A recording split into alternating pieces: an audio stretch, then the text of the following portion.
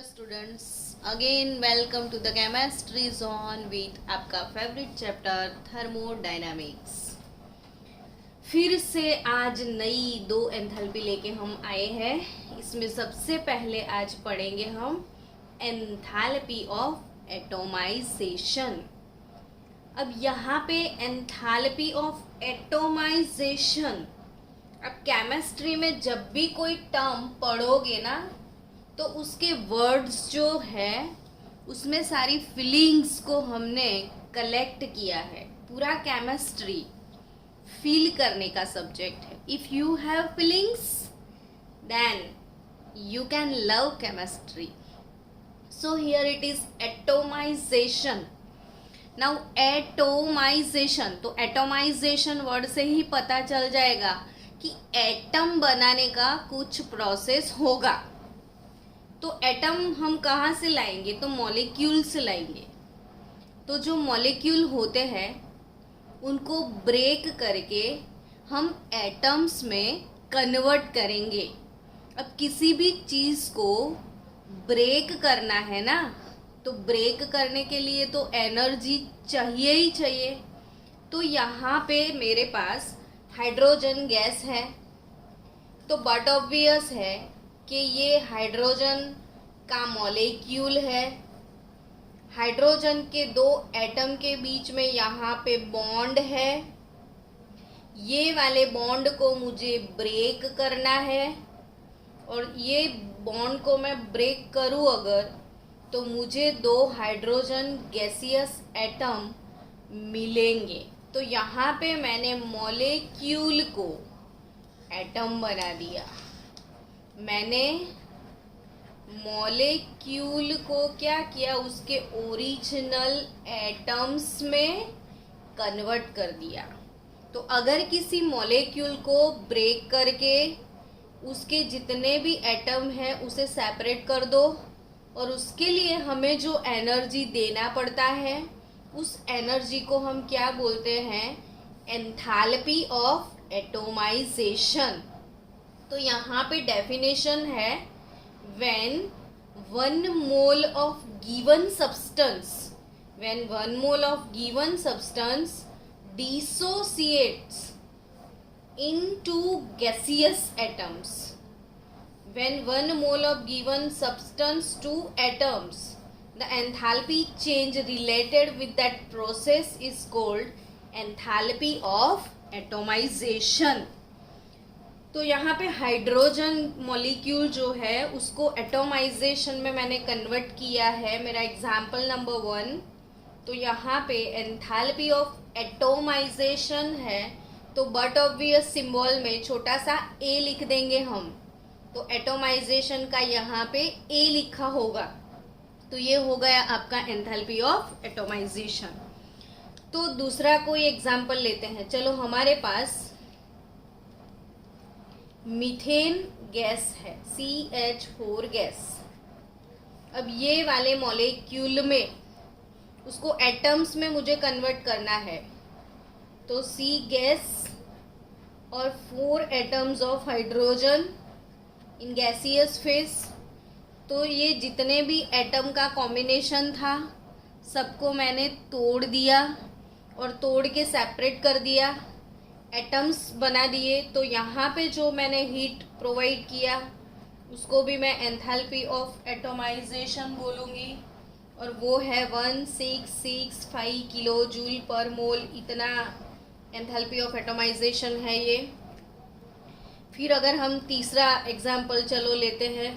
अभी तक समझ में नहीं आया हो तो और कुछ समझा दे कि भाई सोडियम सॉलिड है, और सॉलिड से मुझे सोडियम को गैस में लेके जाना पड़ेगा। तो सॉलिड से गैस में हम गए, तो इसको हम सब्लिमेशन भी बोलते हैं। तो ये सब्लिमेशन प्रोसेस है, सॉलिड टू गैस। यहाँ पे भी मैंने गैसियस एटम में कन्वर्ट किया। तो यहाँ पे डेफिनेशन में है कि डिसोसिएट इनटू गैसियस एटम। तो सॉलिड से गैस में गए तो गैसियस एटम प्रोड्यूस किया, तो इसको भी हम क्या बोलेंगे?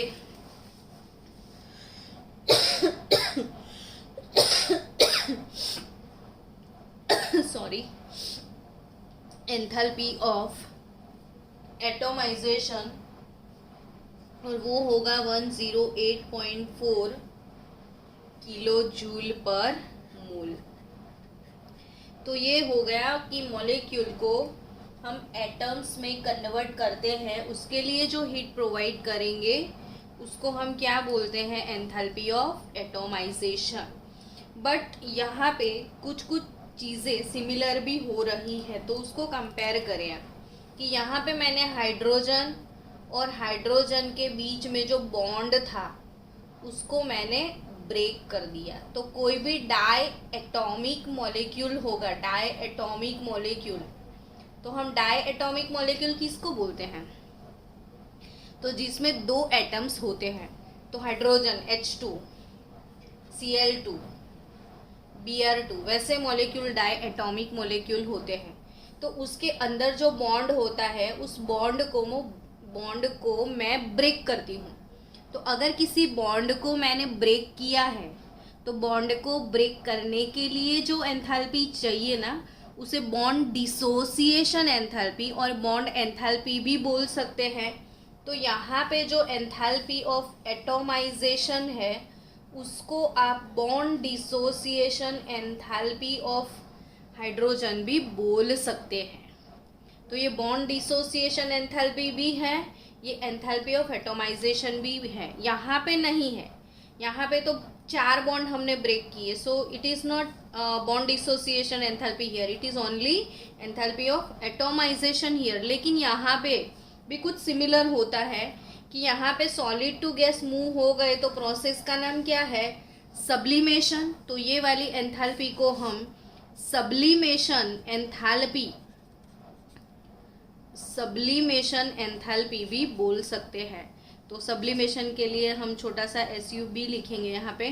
तो enthalpy of atomization as well as enthalpy of sublimation, ये वाले प्रोसेस के लिए सेम है। तो यहाँ पे एंथैल्पी ऑफ एटॉमाइजेशन, उसमें याद क्या रखोगे आप, तो बहुत कुछ ज़्यादा याद नहीं रखना है। यहाँ पे सिर्फ इतना कि भाई एंथैल्पी ऑफ एटॉमाइजेशन क्या होता है, तो मॉलिक्यूल को ब्रेक करके उसको गैसियस एटम्स में कन्वर्ट करने के लिए जो एंथैल्पी चाहिए उसको हम क्या बोलेंगे, एंथैल्पी ऑफ एटॉमाइजेशन। अभी हमारा बेसिक और जो मोस्ट IMP एंथैल्पी है इसको समझे आप।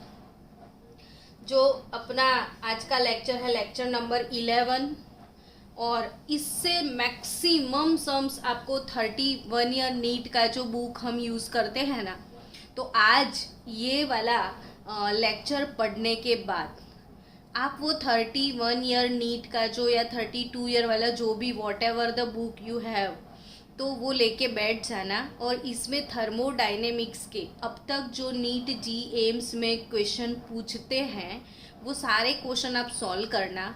तो मैक्सिमम क्वेश्चन आपको बॉन्ड एंथैल्पी के रिगार्डिंग मिलने वाले हैं। तो अब तक मैंने जितनी 3-4 एंथैल्पियाँ कराई है, तो अगर आप 50 क्वेश्चन थर्मोडायनेमिक के अब तक पूछे गए लेके बैठोगे तो इसमें करीबन 26 क्वेश्चन तो ऐसे होंगे जो इस एंथैल्पी से रिलेटेड होंगे। तो ये जितने भी मैंने एंथैल्पी वाले सम्स करवाए हैं उसकी वजह से आपको वो सारे MCQ आ जाएंगे। तो आज आप थर्मोडायनेमिक का वो 31 ईयर नीट का बुक सॉल्व करके मुझे डाउट्स भेजना। चलो हम इसमें आगे जाते हैं कि बॉन्ड एंथैल्पी। तो आपके मन में इमोशन आ तो गया कि भाई बॉन्ड को ब्रेक करने के लिए जो एंथैल्पी हमको चाहिए उसको क्या बोलते हैं हम, बॉन्ड एंथैल्पी। मुझे क्या करना है, बॉन्ड को ब्रेक करना है। फॉर डाई एटॉमिक मॉलिक्यूल ये HH, ClCl, Br, HCl, HF, देखो ये सारे बॉन्ड्स मैंने लिख दिए। तो ये डायटोमिक मॉलिक्यूल के अंदर जो बॉन्ड है उसको ब्रेक करना है मुझे, तो हीट मुझे प्रोवाइड करना पड़ेगा। तो किसी भी बॉन्ड को ब्रेक करने के लिए जो हीट प्रोवाइड करते हैं उसे बॉन्ड डिसोसिएशन एंथैल्पी या तो बॉन्ड एंथैल्पी बोलते हैं हम। तो उसका डेफिनेशन है कि the amount of energy required to dissociate 1 mole of bonds present between the atoms in the gaseous state. तो एनर्जी अगेन मैं एक बार पढ़ रही हूँ, सुन लेना आप. The amount of energy required to dissociate 1 mole of bonds present between the atoms in the gaseous state. या इस एंथैल्पी को ऐसे भी, अगर हमने इसको ब्रेक करने के लिए 435.8 किलो जूल एनर्जी दिया था, ठीक है, तो ये बॉन्ड जब बना होगा बॉन्ड का फॉर्मेशन हुआ होगा, तब इतना एनर्जी रिलीज हुआ होगा. तो बॉन्ड के फॉर्मेशन में जैसे H और H ने मिल के H2 बनाया, तब उसका फॉर्मेशन जब हुआ था, तब यहाँ पे एनर्जी रिलीज होता है 435.8 किलो जूल पर मोल. अब इसमें जब बना था तो जितना एब्जॉर्ब हुआ था, ठीक है, अब मुझे उसको ब्रेक करना है, तो जितना रिलीज हुआ था उतना मैं दे दूंगी वापस, तो वो ब्रेक हो जाएगा. तो हम यहाँ पे बॉन्ड एंथैल्पी के लिए दोनों डेफिनेशन बोल सकते हैं कि भाई व्हाट इज बॉन्ड एंथैल्पी. तो is the amount of energy released when 1 mole of bonds are formed.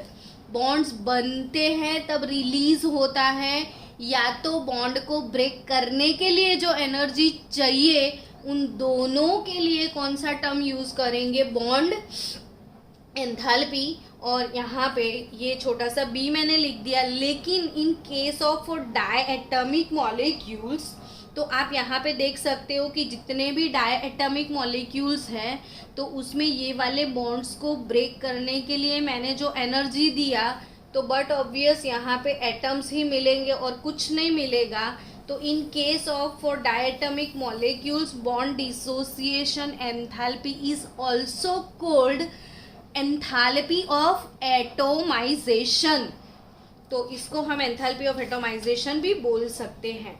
अब बॉन्ड एंथैल्पी के सम्स में नहीं, और एक चीज अभी डिस्कस करनी है कि अगर मेरे पास कंपाउंड कैसा है, तो रुको 2 minute. For polyatomic molecule, for polyatomic molecule. अब पोली एटॉमिक मॉलिक्यूल के बारे में कुछ चीज़ें मुझे बतानी है. तो फॉर एग्जांपल मेरे पास वाटर मॉलिक्यूल है. तो वाटर मॉलिक्यूल में आप देखो तो यहाँ पे 2OH बॉन्ड मेरे पास है. There are 2 OH bond. तो दोनों बॉन्ड सेम होगा, भले ही बॉन्ड लेंथ दोनों का सेम होगा, तो भी किसी एक बॉन्ड, मतलब इसको जितना मैंने एनर्जी दिया बॉन्ड डिसोसिएशन के लिए, तो इसका भी सेम इतना नहीं हो सकता. अगर दो बॉन्ड्स का बॉन्ड लेंथ सेम भी हो, तो भी दोनों का बॉन्ड डिसोसिएशन एंथैल्पी सेम नहीं हो सकता. तो यहाँ पे सपोज इसका बॉन्ड एंथैल्पी x1 है, सपोज इसका बॉन्ड एंथैल्पी x2 है. तो OH बॉन्ड का बॉन्ड एंथैल्पी कैसे मिलता है कैलकुलेशंस के लिए, तो ये यहाँ पे एवरेज बॉन्ड एंथैल्पी हम निकालते हैं. वो कैसे, तो इसका मैग्नीट्यूड अगर x1 है, इसका मैग्नीट्यूड अगर x2 है, तो x1 plus x2 divided by 2 करके हम पोली एटॉमिक मॉलिक्यूल के लिए बॉन्ड डिसोसिएशन एंथैल्पी कैलकुलेट करते हैं.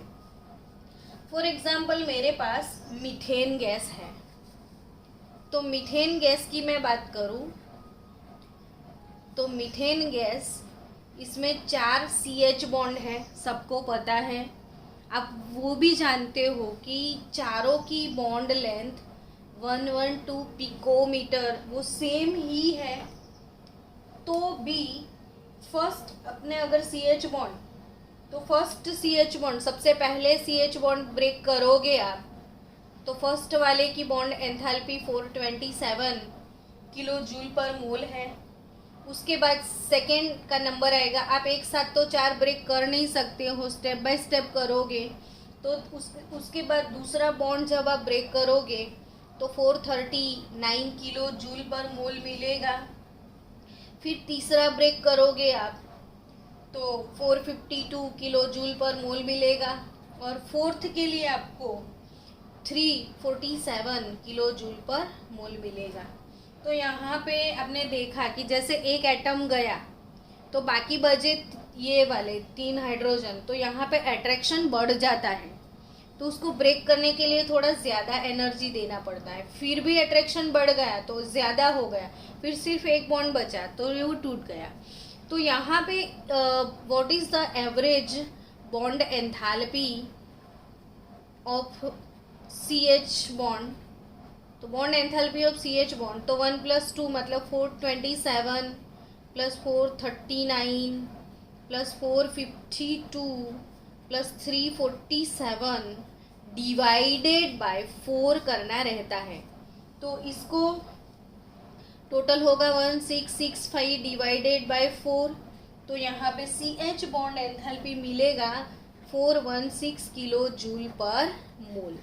तो आपको ये चीज़ बहुत ही केयरफुली नोट डाउन करना है। इसमें बहुत कुछ केयरफुली नोट डाउन करना होता है कि भले वो मॉलिक्यूल एक ही हो, भले चारों बॉन्ड सेम हो, तो भी उसका बॉन्ड एंथैल्पी सेम नहीं हो सकता। और दूसरी चीज़, अगर कि कोई CH बॉन्ड मीथेन का हो और दूसरा CH बॉन्ड इथेन का हो तो भी उसका बॉन्ड एंथैल्पी सेम नहीं। अरे खुद के अंदर सेम नहीं है तो दूसरों के साथ तो वो कैसे मैच कर सकता है?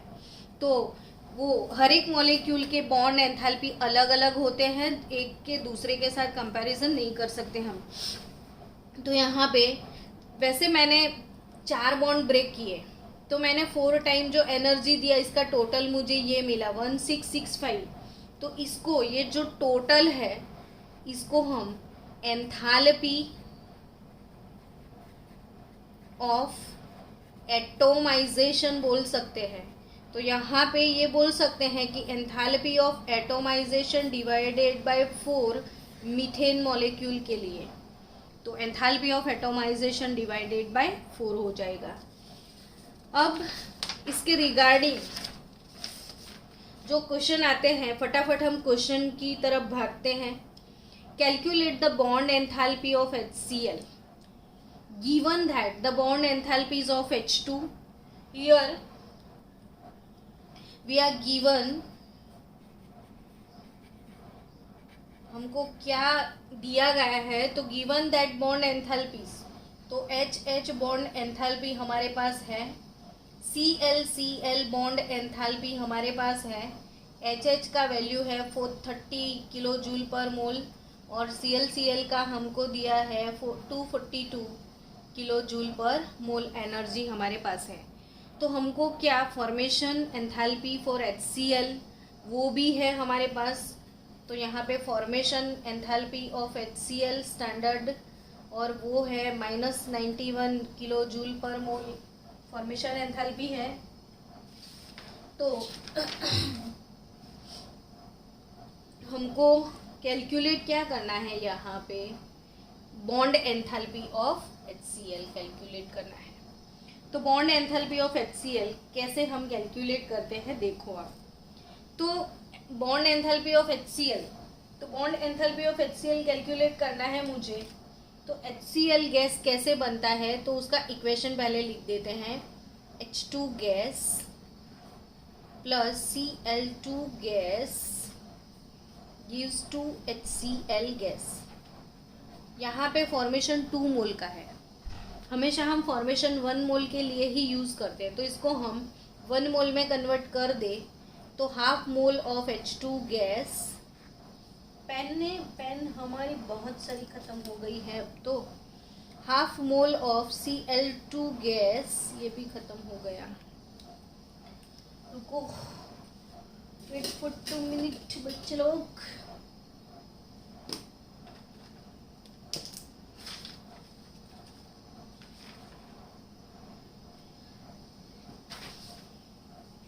Half mole H2 gas, half mole Cl2 gas gives HCl, चलो ये 1 मोल कंपाउंड मिल गया मुझे। तो अब ये 1 मोल कंपाउंड का मुझे इक्वेशन लिखना है फॉर्मेशन और रिएक्शन एंथैल्पी के लिए।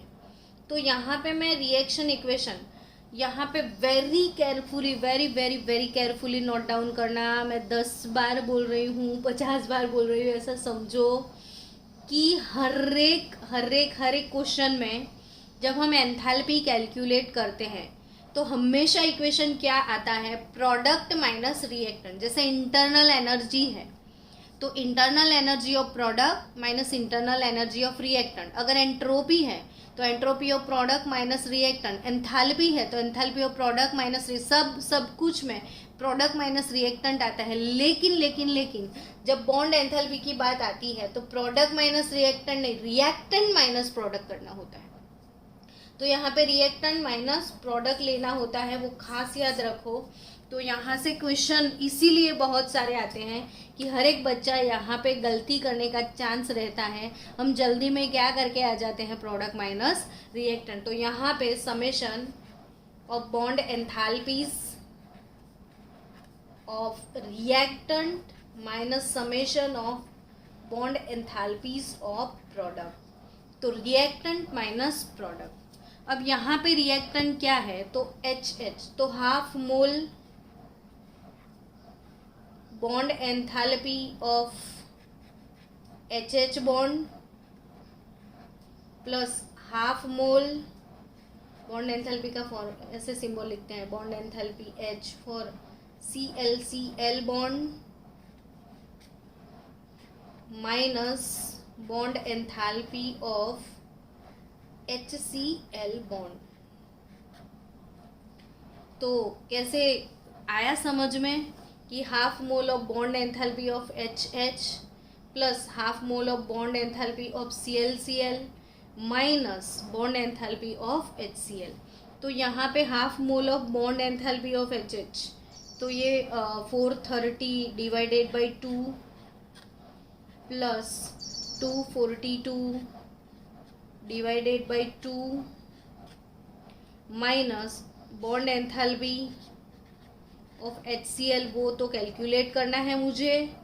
तो यहाँ पे फॉर्मेशन एंथैल्पी मुझे पहले ही दे दिया है, शायद ये रहा -91 किलो जूल पर मोल। तो मेरा answer after simplification bond enthalpy of HCl will be 427 kilo joule per mole. Calculate आप खुद थोड़ा बहुत इन्फो वो कर लो तो आपको समझ में आ जाएगा। तो यहाँ पे नेक्स्ट क्वेश्चन हम सॉल्व करने के लिए जा रहे हैं। ये क्वेश्चन तो आपने लिखा था ना, calculate the bond enthalpy of HCl given that bond enthalpies of H2Cl2 are these and these. चलो नेक्स्ट क्वेश्चन सॉल्व करेंगे अब हम। Calculate the bond energy of CH bond given that heat of formation of methane. So here we are given question analysis आप लिख दो कि हमको उसने क्या क्या बोल दिया है। तो bond given CH bond given that the heat of formation of methane. तो व्हाट इज फॉर्मेशन, तो फॉर्मेशन हम 2 दिन से लगातार फॉर्मेशन कर रहे हैं। तो फॉर्मेशन मतलब क्या, तो C गैस मतलब graphite plus 2H2 gas gives CH4 gas. ये हो गया फॉर्मेशन का इक्वेशन। और ये वाले इक्वेशन की जो एंथैल्पी चेंज है वो फॉर्मेशन एंथैल्पी ऑफ मतलब 74.8 किलो जूल, यहाँ पे मेरी फॉर्मेशन एंथैल्पी है। अब फॉर्मेशन एंथैल्पी फिर मुझे हीट ऑफ सब्लिमेशन बोल दिया है क्योंकि ये ग्रेफाइट है। तो यहाँ पे ग्रेफाइट से हमको ग्रेफाइट से हमको गैस में जाना पड़ेगा। तो सॉलिड से हम गैस में गए, that process is called sublimation. तो यहाँ पे gas to C graphite, that process is called enthalpy of sublimation, और वो कितना है 719.6 किलो जूल है आपके पास। और देन आफ्टर हमारे पास लास्टली है डिसोसिएशन ऑफ हाइड्रोजन गैस, मतलब एच बॉन्ड एंथैल्पी हमारे पास है 435.4 किलो जूल पर मोल। अब हमको कैलकुलेट क्या करना है इसमें, तो calculate the bond energy of C H bond. My target, हमारा एम क्या है यहाँ पे कि calculate the bond enthalpy of C H bond. तो ये जो मीथेन है, तो मीथेन का स्ट्रक्चर देखो, उसके पास 4 सी एच बॉन्ड है और हमको सी एच बॉन्ड की बॉन्ड एंथैल्पी कैलकुलेट करनी है। तो हम इसी इक्वेशन को टारगेट बना देते हैं और इसी इक्वेशन का फॉर्मेशन एंथैल्पी हमारे पास है ऑलरेडी। तो फॉर्मेशन एंथैल्पी का वो फॉर्मूला लगा लो कि bond enthalpies of reactant minus bond enthalpies of product. Reactant to product जाना है, तो यहाँ पे रिएक्टेंट साइड हमारे पास कौन कौन से बॉन्ड है, तो ये सी ग्रेफाइट है, तो C graphite to C gas, उसका सब्लिमेशन एंथैल्पी लेना है। फिर hydrogen bond enthalpy of H bond लेना है, माइनस यहाँ पे मेरे पास C H total 4 C H bond है, तो bond enthalpy of C H bond, पर इसमें कितने सी एच बॉन्ड है, तो 4 है। इसमें कितने एच एच बॉन्ड है, तो 2 है। और ये क्या, तो ग्रेफाइट से हम गए थे गैस में, तो यहाँ पे सब्लिमेशन भी मुझे यूज़ करना पड़ेगा। So again we have sublimation enthalpy here, so no need to worry of that. Sublimation enthalpy graphite to ये वाला कितना है, तो 719.6 plus 2 into H bond enthalpy है 435.4। फिर उसके बाद हम जाएंगे, ये 2 हो गए, -4, ये तो हमको कैलकुलेट करना है, तो इसके लिए मैं x बोल दूँ इसको। और फॉर्मेशन एंथैल्पी ऑलरेडी मेरे पास है 74.8। अब सिंप्लीफिकेशन में करवाओ कि आपको आता है, तो आपके पास bond enthalpy, bond dissociation enthalpy of C H bond, इसको ये सब सिंप्लीफाई करोगे तो आपका आंसर आएगा 416.3 किलो जूल पर मोल। तो ये क्वेश्चन भी हमने सॉल्व कर दिया। लिखा था ना क्वेश्चन आपने, calculate the bond energy of C H bond given that the heat of formation of methane, heat of sublimation of C and heat of dissociation of hydrogen are these and these। चलो next फिर से एक question solve करेंगे। Propane has the structure, calculate the change in enthalpy for this reaction. तो यहाँ पे मुझे propane का स्ट्रक्चर दिया गया है और calculate the change in enthalpy for this reaction, ये वाले रिएक्शन के लिए मुझे चेंज इन एंथैल्पी कैलकुलेट करना है। तो ये वाले रिएक्शन का मैं चेंज इन एंथैल्पी कैसे कैलकुलेट करूँ, तो यहाँ पे चेंज इन एंथैल्पी जो भी रिएक्शन है, आई थिंक यहाँ पे कंबशन है, देखो कि भाई प्रोपेन गैस ऑक्सीजन के साथ रिएक्ट करके carbon dioxide and water produce करेगा, तो बट ऑब्वियस है ना, ये कंबशन एंथैल्पी है। हम यहाँ पे रिएक्शन एंथैल्पी क्यों लिखते हैं, जब हम नॉलेजेबल है, हम जानते हैं कंबशन है, तो हम स्टैंडर्ड कंबशन एंथैल्पी ही लिखेंगे। तो यह कंबशन एंथैल्पी कैसे मिलेगा, तो again bond enthalpies of reactant minus bond enthalpies of product. अब किसमें कितने बॉन्ड है वो कैलकुलेट करना बहुत ज़रूरी है। तो सबसे पहले C3H8, तो C3H8, तो यहाँ पे C3H8,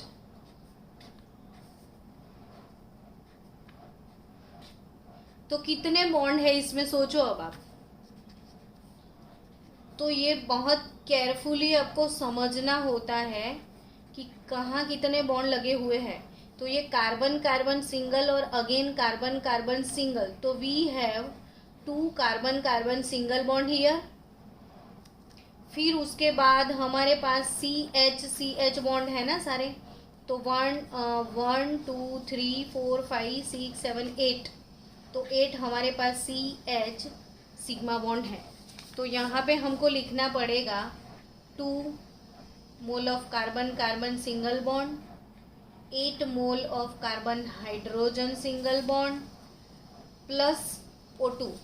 तो ऑक्सीजन गैस जो होता है इसमें O डबल बॉन्ड O होता है, तो O2 का फॉर्मूला पर ऑक्सीजन के बीच में डबल बॉन्ड होता है, तो 5 mole of O double bond O bond enthalpy. यहाँ पे मैं एंथैल्पी का सिंबल नहीं लिख रही हूँ, वो बोरिंग लग रहा है मुझे। तो फिर ये समझ में आ गया, 5 डबल बॉन्ड O, तो ये डबल बॉन्ड O भी है। अब CO2, तो CO2 का फॉर्मूला भी पता होना चाहिए, तो CO2, तो C double bond O, C double bond O, तो यहाँ पे 2 मोल मेरे पास C double bond O bond हो गए, एक इधर C डबल बॉन्ड O, दूसरा इधर C double bond O।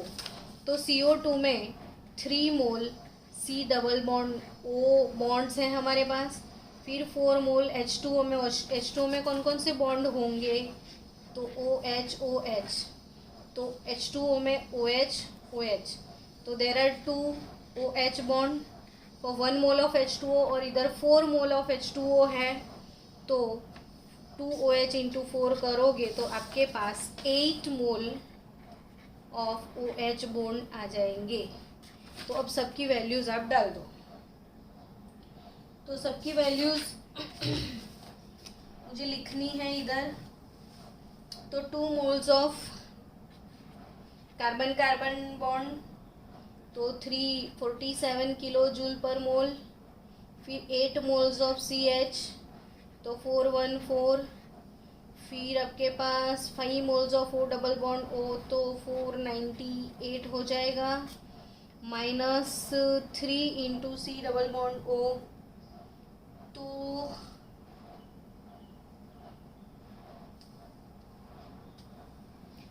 Wait यहाँ पे CO2 3 मोल है ना, तो CO2 में 2 C डबल बॉन्ड O होते हैं, 2 C double bond O for 1 mole CO2, तो ये तो 3 मोल है, तो 1 मोल के लिए 2, तो 3 के लिए 6 हो जाएंगे, तो यहाँ पे 3 नहीं आएंगे, 6 आएंगे, तो 6 C डबल बॉन्ड O, तो 6 741 हो जाएगा, और प्लस 8 OH बॉन्ड, तो वो 6 C डबल बॉन्ड O और 8 हमारे पास है, 464 है ना OH बॉन्ड की बॉन्ड एंथैल्पी। अब इसको सिंप्लीफिकेशन आपको कैलकुलेशन आता है, तो -1662 किलो जूल पर मोल एंथैल्पी आपका प्रोपेन का होगा। Propane has the structure, calculate the change in enthalpy for the reaction, तो ऐसे कोई रिएक्शन है तो ऐसे हम वो चेंज इन एंथैल्पी कैलकुलेट इसमें कर सकते हैं। तो यहाँ पे bond enthalpy of reactant minus bond enthalpy of product आपको लेना होगा। नेक्स्ट एक क्वेश्चन हम सॉल्व करते हैं यहाँ पे, वो है JEE नीट के रिगार्डिंग क्वेश्चन। तो आपके लिए IMP क्वेश्चन है, ये आप लिखते जाओ, मैंने क्वेश्चन नहीं लिखा हुआ है, तो लिखो कैलकुलेट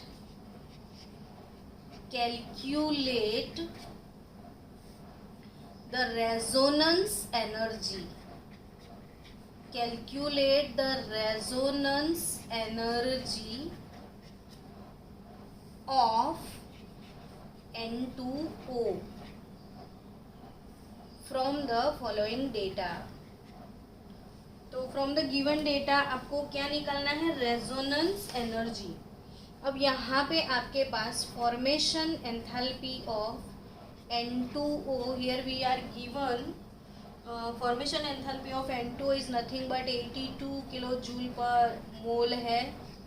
फिर उसके बाद हमारे पास बॉन्ड एनर्जीज है N ट्रिपल बॉन्ड N, फिर N डबल बॉन्ड N है, फिर हमारे पास O double bond O energy है, फिर हमारे पास N double bond O energy है। तो किसकी कितनी है?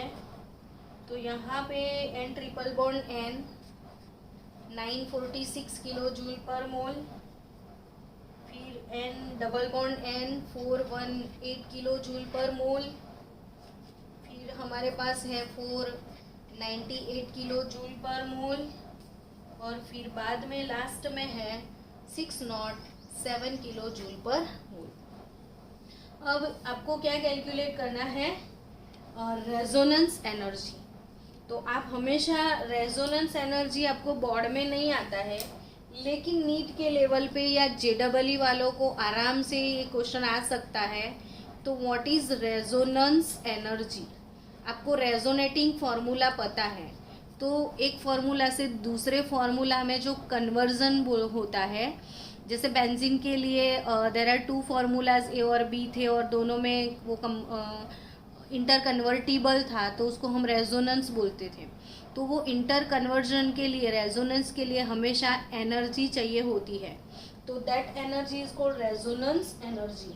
तो यहाँ पे रेजोनेंस एनर्जी कैसे निकालते हैं? तो observed formation delta H naught minus calculated formation of H naught, observed minus calculated. तो जो ऑब्जर्व्ड होती है उसमें से कैलकुलेशन के बाद जो मिलता है कैलकुलेटेड, वो दोनों के बीच का जो डिफरेंस है उसको हम रेजोनेंस एनर्जी बोलते हैं। तो यहाँ पे आपको calculate the resonance energy of N2 वो कैलकुलेट करना है। यहाँ पे फॉर्मेशन आपको दिया गया है, ऑलरेडी ये है, तो हम इसको फॉर्मूला से कैलकुलेट करेंगे रेजोनेंस एनर्जी ऑफ N2। तो N2O कैसे बनेगा वो सोचो। अब N2O का फॉर्मूला बनाना है मुझे, तो N2 का फॉर्मूला कैसे बनेगा? तो N2 गैस, रुको ना, कोई अच्छा सा पेन निकालते हैं।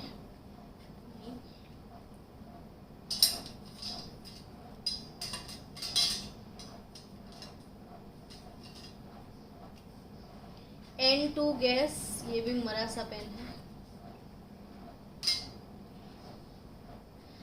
N2 gas plus half O2 gas gives N2O gas. अब ये बॉन्ड नहीं पता है तो प्रॉब्लम हो जाएगी। तो नाइट्रोजन के बीच में ट्रिपल बॉन्ड होता है, ऑक्सीजन के बीच में डबल बॉन्ड होता है, और N2O का फॉर्मूला क्या होता है? तो N डबल बॉन्ड O। तो N2O का ये फॉर्मूला है। ये P ब्लॉक में हमको N2O के रेजोनेटिंग फार्मूलाज वगैरह आते हैं, तो ये हमको आना ही चाहिए। तो यहाँ पे N2 gas plus half O2 gas gives N2O का ये स्ट्रक्चर है। अब इसके लिए फॉर्मेशन एंथैल्पी मुझे कैलकुलेट करना पड़ेगा। तो फॉर्मेशन एंथैल्पी मैं कैसे कैलकुलेट करूँगी इसकी? तो ये रिएक्टेंट माइनस प्रोडक्ट। तो यहाँ पे summation bond enthalpy of reactant minus summation bond enthalpy of product हमको लेना है। तो बॉन्ड एंथैल्पी ऑफ रिएक्टेंट के बारे में सोचो, तो N triple bond N bond enthalpy plus यहाँ पे half mole O double bond O bond enthalpy minus product में N double bond N bond enthalpy plus N double bond O bond enthalpy. तो N double bond N plus bond enthalpy of N double bond O। तो यहाँ पे आएगा 946 है N triple bond N के लिए, फिर half mole O double bond O 498 है, और उसके बाद N डबल बॉन्ड N 418 है, और फिर हमारे पास है 607 तो किलो जूल पर मोल। अब सोचो तो थोड़ा सिंप्लीफाई करोगे तो answer is 170 kilo joule per मोल आपको मिलने वाला है। अब यहाँ पे ऑब्जर्व्ड कितना है? तो ये वाला कैलकुलेशन हम सोचे तो ऑब्जर्व्ड, तो यहाँ पे 82 दिया है इसने, तो ऑब्जर्व्ड 82, कैलकुलेटेड कितना है -170। तो इसमें जो एनर्जी चेंज आया -88 kilo joule per mole, it is called resonance energy. तो ये ऑब्जर्व्ड और कैलकुलेटेड के बीच का जो डिफरेंस है -88, उसको क्या बोलते हैं हम, रेजोनेंस एनर्जी बोलेंगे। तो ये एक्स्ट्रा बात थी थोड़ी। और एक बात मुझे यहाँ पे ख़त्म करने से पहले बोलनी है कि आज हम पढ़े बॉन्ड एंथैल्पी के बारे में। तो बॉन्ड एंथैल्पी के रिगार्डिंग एक छोटा सा बात करना है कि यहाँ पे एफ बॉन्ड एंथैल्पी, फिर Cl bond enthalpy, Br bond enthalpy और I बॉन्ड एंथैल्पी। तो सबकी वैल्यूज़ आप चेक कर लेना कि FF में है 155, क्लोरीन है 242, ब्रोमीन है 190 और आयोडीन है 149। तो हमारे पी ब्लॉक वाला जो चैप्टर है, तो पी ब्लॉक वाले चैप्टर में हमको एक क्वेश्चन आता है कि अरेंज द ऑर्डर, मतलब यहाँ पे बॉन्ड डिसोसिएशन एंथैल्पी में एनामोलस बिहेवियर में फ्लोरीन के बारे में बोला गया है कि फ्लोरीन बहुत ज़्यादा उसकी इलेक्ट्रोनेगेटिविटी है और ड्यू टू दैट, जैसे फ्लोरीन छोटा एलिमेंट है तो यहाँ पे बॉन्ड एंथैल्पी उसकी मैक्सिमम होनी चाहिए थी, लेकिन एज एन एक्सेप्शन यहाँ पे उसकी कम है क्योंकि इसकी इलेक्ट्रोनेगेटिविटी बहुत ज़्यादा है। ये अपने इलेक्ट्रॉन को खींचता है, या अपने को खींचता है तो वो जल्दी टूट जाते हैं।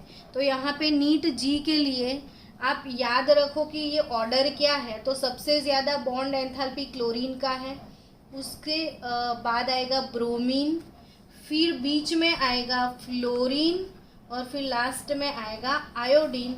तो ये है bond dissociation enthalpy of that 17 number का ग्रुप।